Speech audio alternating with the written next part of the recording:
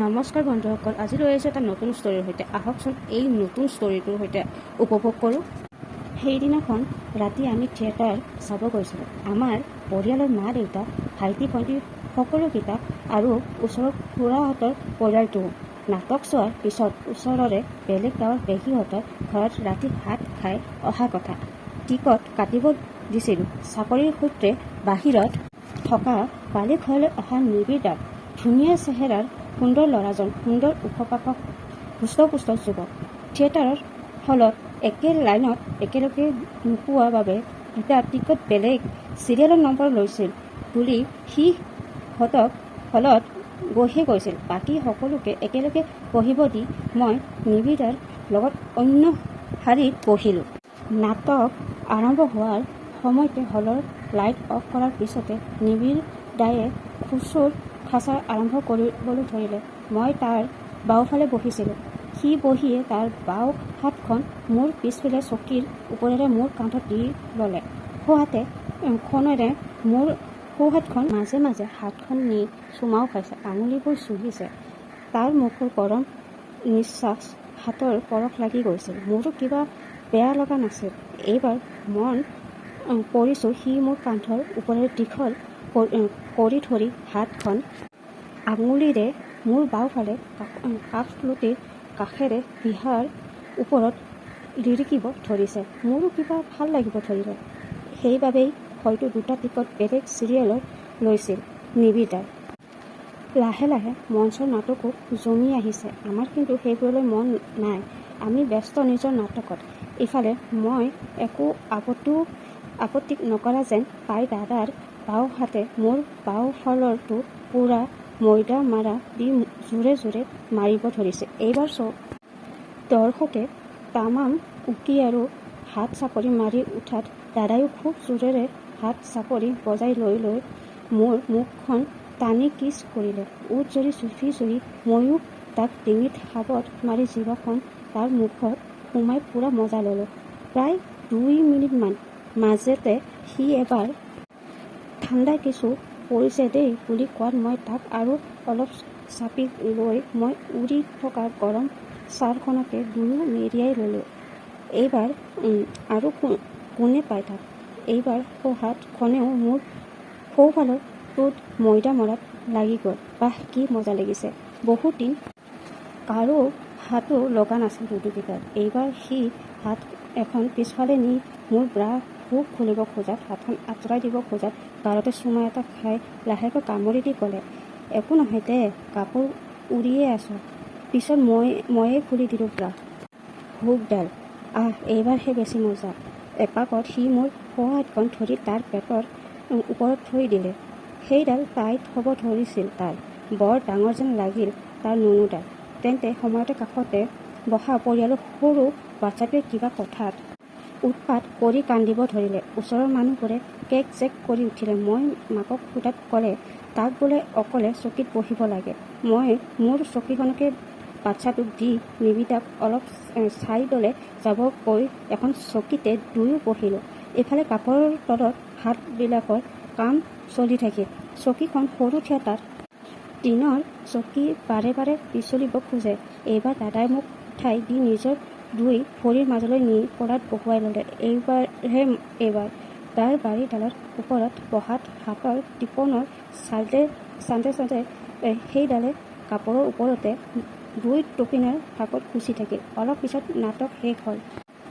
বাহিৰ ওলাই সকলোবোৰ লগ হৈ মই মাহঁতক পেহীহঁতৰ তালৈ নাযাওঁ, মোৰ ভাগৰ লাগিছে।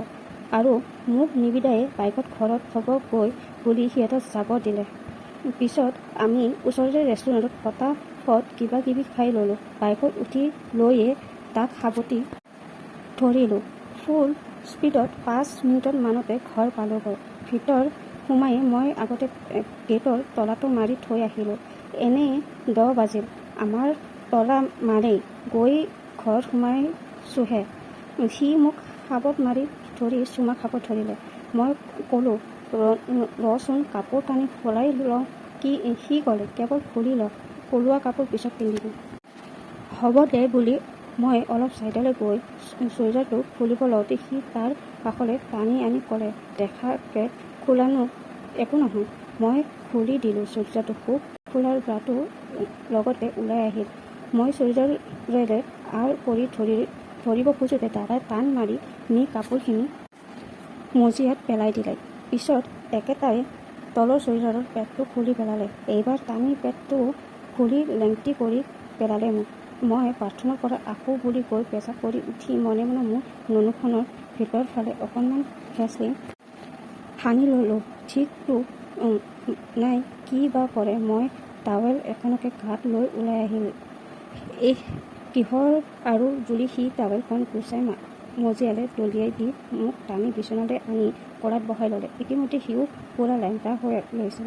তাৰ সেইডাল প্ৰায় টান হ'ব ধৰিছেই। টকিনাৰ কাষত সেইডাল মিলাই বহাই লৈ দুহাতে মোৰ 32 চাইজ পিহাকেইটা মুঠিবলৈ আৰম্ভ কৰিলে। মই উখ আখ কৰি মজা লৈ থাকিলোঁ। মাজে মাজে অলপ দুখো পাইছোঁ বাৰু। এইবাৰ মোক পিছত শুৱাই দি একান্ত মনে চাই ল'লে মোৰ নুনুখন। ওপৰত উঠি লৈ এইবাৰ পিহাকেইটা টিপি টিপি চুহিব লাগি গ'ল। মই বোলো দে আৰু পাইচাটো ফকতীয়াকৈ। সি চুপি থকা পিহাটো কামোৰ মাৰি দি গৰগৰাই উঠিল। বাৰু কেলা চেট মেক্সুটো ফালি পেলাম আজি তোৰ বুজখন। মই মনতে ইমান অসভ্যনে ই বেটা। অৱশ্যে ভালো লাগে কিবা এটা এনেকুৱা সময়ত অসভ্য শব্দ শুনিলে। মোক সাৱটি লৈ সি তাৰ বুকুখন মোৰ পিহাত লগাই সাৱটি ধৰি মৰম কৰি গালকিখন পিটিকি চুহি আগলৈ দৰে ফকাই মোৰ ওপৰত অলপ বহাৰ দৰে কৰি তাৰ টনটনীয়া নুনুডালত তেল নোসোমাই সানি ল'লে। মোৰ নুনুখনতো পেলাই দিলে কিছু তেল। এইদৰে পিছল কৰি লৈ সেইডাল মোৰ বুচত লগাই অকণমান ঘঁহি দিলে হেঁচা মাৰি। প্ৰায় আধা মাহ সোমাই গ'ল।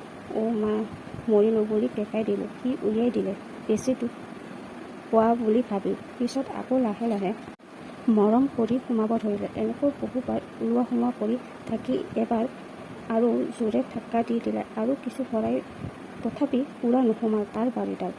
এইবাৰ মোক তলমূৰকৈ ধৰি আঁঠু কঢ়াই লৈয়ে ভৰালে। নাই পূৰা সোমোৱা নাই। পিছত মোকো কাটি কৰি ভৰি এখন দাপোনাৰ ওপৰত বহি আনখন ভৰি দাঙি তাৰ কান্ধত উঠাই লৈ মোৰ নুনুখন প্ৰথমে হাতেৰে তেল লগাই ছাইডত সূতা টানি মেলাৰ দৰে কৰি কিছু ঢিলা কৰি লৈ এক ধাক্কাত পূৰা 8 ইঞ্চিমান বাহিৰত ভৰাই দিলে মোৰ বুচত। মই কেঁকুৰা ফাঁচ লাগি আটাই পাৰি দিলোঁ। সি টকিনাতে এক চাকৰ মাৰি চৰি সোণজনী দেহাজনী কলিজাজনী কৰি মূৰত হাত বুলাই কিছু দেৰি চুমা কৰিলে। মই ক'লোঁ অলপ সময় ধৰি থাকা। সিও লৰচৰ নকৰাকৈ একে পজিশ্যনত 7 ইঞ্চিডাল সুমুৱাই ৰাখিছে। বহু সময় চুমা কৰি মৰম দিলে। লগতে পিহাকেইটাও টিপি আকৌ কিছু সময় চুপি দি থাকিলে। সেয়াও এক অনন্য মজা। পিহাবোৰো চুহতে আধা মুখত ভৰাই অলপ কামুৰি ধৰি হাতেৰে ঘূৰি ফালে ধৰি টানি উলিয়াই দিওঁতে পিহাহৰ আগটো স্প্ৰিঙৰ দৰে ওলাই যাওঁতে কি যে মজা অনুভূতি হয় অ' মা বুজাব নোৱাৰি। তাৰ পিছত ঢেঁকী দিব আৰম্ভ কৰি দিলে। ফচক লাহে লাহে আমেজ লাগি আহিল মোৰো। মাজে মাজে মূৰ আগুৱাই দাঙি দি আৰু জোৰে চোদনৰ আমেজ ল'লোঁ। অ' মা উফ কি মজা লাগিছে অ' নিবিদা বাৰীৰ চোদন। আধা ঘণ্টামান চুৰি পানী এৰি দিলে নিবিদাই। মোৰ তলৰ পেটৰ ওপৰত কুহুমীয়া গৰম আঠালেটীয়া পানীবোৰ ঘঁহি দিওঁতে কি যে স্বৰ্গীয় সুখ পালোঁ। বন্ধুসকল, মোৰ এই ষ্টৰিটো যদি ভাল লাগিছে তেন্তে ছাবস্ক্ৰাইব কৰিব, বেল আইকনটো দবাই দিব, লাইক কৰিব আৰু লগতে শ্বেয়াৰ কৰিব আৰু কমেণ্ট কৰিবলৈ কেতিয়াও নাপাহৰিব।